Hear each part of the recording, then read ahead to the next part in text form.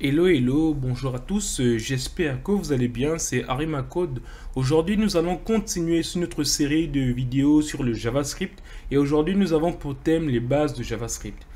Ok, donc ici, quand on parle de base, nous allons commencer par d'abord le HTML et le CSS. Comme je l'ai dit à la vidéo précédente, vous ne pouvez pas commencer ce cours si vous n'avez pas de bases solides en HTML et CSS. Et donc ici, pourquoi on parle d'abord de HTML et CSS? Parce que HTML et CSS sont des langages informatiques pour le web, pour créer des sites internet. C'est-à-dire le HTML, c'est pour écrire du texte et le CSS, c'est pour le design de ce texte. Donc jusque-là, il n'y a pas de surprise. C'est ce qu'on a vu, on avait vu précédemment dans la vidéo précédente. Et donc ici, quand on parle du HTML et CSS, c'est juste des langages informatiques qui vont nous permettre juste pour faire notre site internet, nos pages web. Et donc ici, comme vous voyez en fait comment c'est fait, c'est-à-dire qu'il y a juste un contenu de part et d'autre. À gauche sur le HTML, vous l'avez reconnu, et à droite, il s'agit du CSS. Donc quand il parle de HTML, c'est juste pour structurer nos pages et CSS, c'est pour designer nos pages. Mais maintenant, quand on arrive au niveau de JavaScript, ce n'est pas comme les autres langages comme HTML et CSS. Lui, c'est un langage de programmation. Pourquoi? Parce qu'avec lui, on peut établir des programmes. Je vous donne un exemple simple de programme qu'on peut faire avec JavaScript. Supposons qu'on a une machine à café qui prend des pièces. Qu'est-ce qui se passe? On va d'abord insérer une pièce pour pouvoir recevoir un café. Mais le programme ne va pas dire que toutes les pièces qui sont insérées vont donner automatiquement du café. Qu'est-ce qu'il va faire? Il va d'abord recevoir la pièce et il va tester si la pièce est valide ou pas. Si la pièce est valide, il va dire ok, prenez votre café, donc il va servir le café. Si la pièce n'est pas valide, il va lui dire votre pièce n'est pas valide, veuillez insérer une pièce valide. Ça, c'est un type de programme, vous voyez. Donc, c'est ce qu'on parle de langage de programmation. Donc, c'est une suite de programmes. Ensuite, nous allons parler rapidement de l'histoire et de la définition de JavaScript. En fait, comme on parlait de JavaScript déjà, la première chose qu'il faut savoir, c'est que JavaScript, comme on l'a dit précédemment, JavaScript est un langage de programmation de script. Qu'est-ce qu'un script? Un script, c'est juste comme on va dire des petits codes qui vont exécuter une tâche. Et donc, ces petits scripts-là, lorsque le développeur, comme JavaScript, ce langage de programmation avec des scripts qui permet au développeur d'écrire un code qui sera seulement lu et compris par le navigateur. Donc, lorsqu'on fait du code JavaScript, la seule chose qui comprend ce code-là, c'est le navigateur. Et JavaScript a été inventé par un ingénieur américain qu'on appelle Brendan Eich. Et c'est lui qui a mis le JavaScript en place en 1995. Donc, aujourd'hui, là maintenant, on peut parler de JavaScript. Mais avant, le nom n'était pas JavaScript. En fait, avant, le nom était LiveScript. Et maintenant, pourquoi c'est devenu JavaScript? C'est qu'à un moment, lorsqu'il a mis le langage en place, il y avait un langage qui était déjà populaire, qu'on appelle le Java. Le Java était un langage qui était tellement dominant, bon, jusqu'à aujourd'hui, hein, mais c'était ce qui était vraiment en mode à l'époque. Et ça faisait en sorte que lui, pour se rendre aussi populaire, il s'est inspiré de Java. Il a dit juste Java, mais comme on parle de script, il a fait JavaScript. Donc, il a enlevé le live script en mettre JavaScript. Donc, il a remplacé juste le live par Java. Et donc, avant d'aller un peu plus loin, nous allons voir, il y a les types de langage. Comme vous pouvez voir ici, là, en fait, les types de langage, qu'est-ce qu'il y a? Il y a les langages compilés, il y a les langages précompilés et les langages interprétés. En fait, quand on parle de langage compilé, qu'est-ce qu'on veut dire? C'est-à-dire qu'il y a un compilateur. Un compilateur, qu'est-ce que c'est? Parce que je ne sais pas si vous le savez, mais l'ordinateur que vous avez ou sur lequel vous travaillez, il ne comprend que le système binaire. Ça veut dire une succession des 0 et des 1. Il n'y a que ça que l'ordinateur comprend. Donc, quand on parle d'un langage compilé, c'est qu'un langage est écrit d'une façon... Parce qu'aujourd'hui, pour que nous, développeurs, nous puissions comprendre ce que nous faisons, il faudrait que ce soit dans un langage intelligible. Ça veut dire un langage dont l'humain peut comprendre et se retrouver. Mais la machine ne comprend pas ce langage-là. Donc, ce qui se passe, c'est que le code qu'on va écrire dans un langage, il sera converti on va dire, au langage que l'ordinateur comprend. Et l'ordinateur comprend que des 0 et des 1. Donc, il va convertir le code qu'on va taper en une suite de 0 et de 1. Et un style de langage comme ça, c'est le langage qu'on appelle C++. Il y en a pas mal, mais sinon, le langage principalement, c'est le langage C++. Après, on parle de langage précompilé. En fait, pourquoi on parle de précompilé? C'est un langage qui est converti de façon partielle. Mais ce n'est pas de façon totale. C'est-à-dire qu'il y a une partie qui sera compilée et une autre qui ne le sera pas. J'ai pas envie de rentrer dans les détails au début pour que les gens décrochent, mais juste un exemple de langage précompilé, c'est Java. Et ensuite, maintenant, on va terminer par ce qu'on appelle le langage interprété. Cette fois-ci, dans le langage interprété, il n'y a pas de compilation. Ici, quand on parle de langage interprété, c'est juste en fait un petit code qui sera exécuté.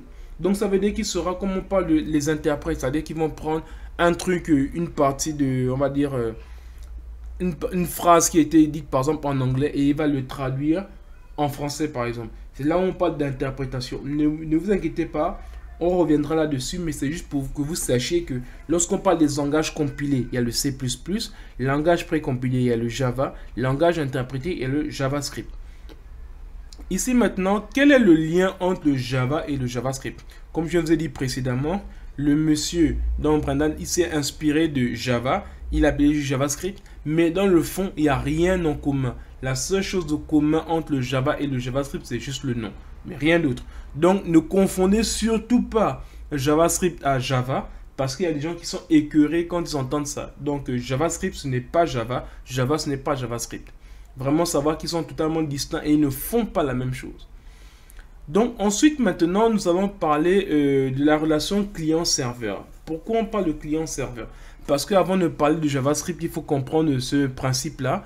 Lorsqu'on va, on va dire comme dans cet exemple ici, on a un monsieur qui est là et donc une des images que j'ai prises sur Internet. Donc il y a une dame qui vient prendre une commande et qui vient payer sur le comptoir. Donc qu'est-ce qui se passe? C'est que la dame, c'est le client. Donc le client va faire une commande et le serveur, il va aller chercher la commande de la dame et il va lui rapporter. Et donc c'est le principe de client-serveur. Le client demande, le serveur le lui rapporte. Mais ça c'est de façon générale. Et c'est le même principe aussi et c'est les mêmes noms qui sont restés. On parle de l'architecture client-serveur. Qu'est-ce qu'on veut dire par là? C'est-à-dire le client, c'est nous ou bien vous. Lorsque vous venez sur un navigateur, quand je parle de navigateur, je fais allusion soit à Chrome, à Firefox, à Safari ou à Opera. Voilà, tout ça sont des clients. Donc, c'est juste des navigateurs qu'on appelle des clients. Et donc, nous, en tant que, on va dire, internaute, lorsqu'on vient sur Internet, on va chercher, par exemple, YouTube, www.youtube.com. Lui, en fait, ce qu'on va demander via le navigateur, on demande qu'on veut youtube.com. Qu'est-ce que lui va faire? Via un certain réseau, il va aller chercher où se trouve YouTube. Et il va ramener YouTube à celui qui l'a demandé. Mais juste pour savoir, en fait, comment on fait la différence entre celui qui a demandé ici et que c'est lui qu'on renvoie ça et non pas lui. Parce que très bien, on peut voir ce schéma-là. Via le réseau, il prend et ensuite il renvoie à celui-là en se trompant de destinataire. Non, il ne se trompe pas de destinataire parce qu'il y a ce qu'on appelle l'adresse IP. Voilà un peu à quoi ça ressemble, c'est une adresse IP. Chaque ordi, lorsqu'on est connecté sur Internet, chaque appareil connecté sur Internet a une adresse IP. Et cette adresse IP permet d'être connue de façon unique que lorsqu'on va faire une demande à un site Internet, il va aller chercher le site et va nous ramener vers l'adresse IP qui a demandé. C'est ce qu'on appelle la loi des request-response ou en un mot, requête et réponse. Donc le client, nous sur un navigateur, on fait une demande d'un site et le serveur, qu'est-ce qu'il fait? Il retourne le site qu'on a demandé. Et donc voilà un peu l'objectif du client-serveur. Et donc le client, c'est du JavaScript, c'est du côté du navigateur. Donc ce que vous pouvez retenir, c'est que le JavaScript qu'on va faire, c'est côté navigateur. Donc ici maintenant, comme on a bien parlé de JavaScript, maintenant on voulait savoir maintenant qu'est-ce qu'on peut faire avec le JavaScript. Parce que c'est important de savoir ce qu'on peut faire avec le JavaScript. La première chose déjà, comme on a mentionné ici, c'est l'assistance de saisie de formulaire. Comme on a vu dans la vidéo précédente, lorsqu'on renseigne des champs, avec JavaScript, on peut contrôler si les champs sont valides ou pas. Donc, il y a un contrôle au niveau des champs, de la saisie, de la validation. On peut aussi afficher pas mal de... C'est-à-dire permettre à un utilisateur d'écrire son message. On verra ça par la suite. Et donc, quoi d'autre qu'on peut faire? C'est-à-dire, on peut aussi sauvegarder des données sur l'ordinateur d'un internaute. C'est-à-dire, on parle des cookies. C'est-à-dire que lorsque vous voyez sur un site, on vous demande d'accepter les cookies, c'est parce que on va mettre sur votre ordi certaines données qui vont vous améliorer, là, on va dire... qui vont faciliter l'échange sur la page. C'est-à-dire que lorsque vous allez surfer sur la page, ce sera plus rapide parce qu'il y a des données qui sont stockées qui ne vont pas rechercher à chaque fois. Donc ça, c'est ce qu'on peut dire au niveau de, on va dire au niveau de la sauvegarde des données. Il y a aussi la gestion des nombres, des dates et des heures. C'est-à-dire que on peut, on va dire, on peut générer des dates, on peut générer des heures. Ça, c'est tout ça, c'est avec le JavaScript qu'on peut le faire. Vous voyez, il y a des animations sur une page web. lorsque vous voyez par exemple, comme on a vu précédemment, lorsque je change de slide, il y a des animations.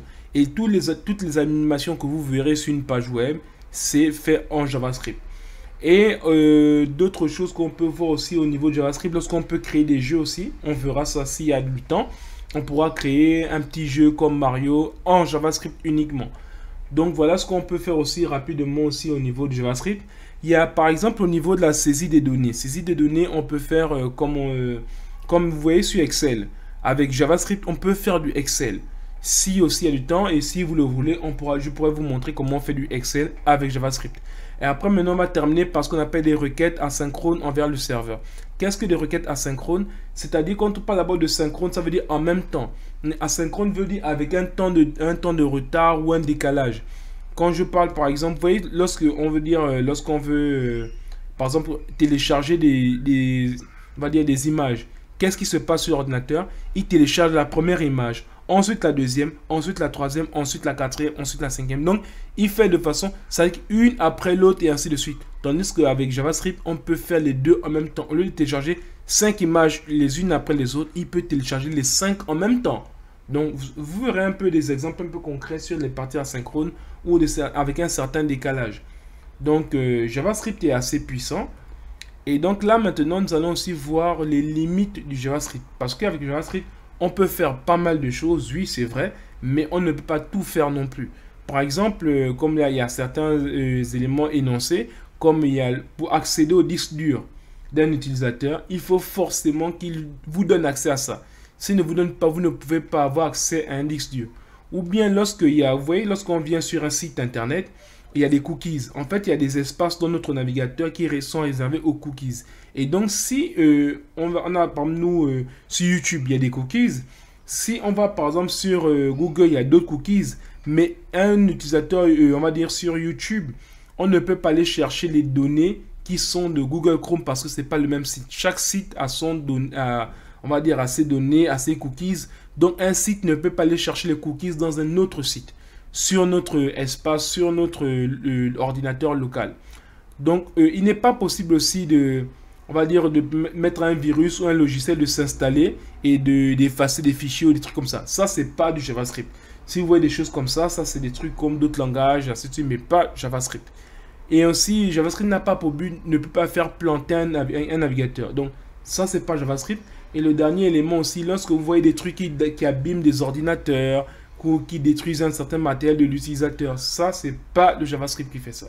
Donc, c'est des choses que JavaScript ne peut pas se permettre de faire. Et maintenant, ici, quand on va parler, maintenant, on parle du JavaScript, mais quels sont les concurrents de JavaScript? Pour terminer, en fait, ce qu'il y a, c'est que au niveau du front, au niveau du navigateur, quand on parle du front, c'est le client. Retenez un peu, quand on parle client, généralement, on fait allusion au front. Et donc, ici, quand on parle au niveau du client, le JavaScript qui est fait au niveau du client, il n'a pas de concurrent. Pourquoi? C'est comme HTML, CSS et HTML, CSS, JavaScript. Ils n'ont pas de concurrent. Ce sont les seuls langages compris par les navigateurs. Donc, tout ce qui est navigateur ne comprend que le HTML, CSS, JavaScript. Donc, aucun autre langage n'est compris par les navigateurs. Ça veut dire que JavaScript n'a pas de concurrent. Donc, tous les sites qui seront lus par le navigateur seront forcément faits en HTML, CSS et JavaScript. D'où vous pouvez voir que JavaScript devient quasiment incontournable. Et donc, voilà pourquoi l'une des raisons pour lesquelles il faut qu'on se penche bien sur JavaScript, parce que c'est le seul langage de programmation compris par le navigateur.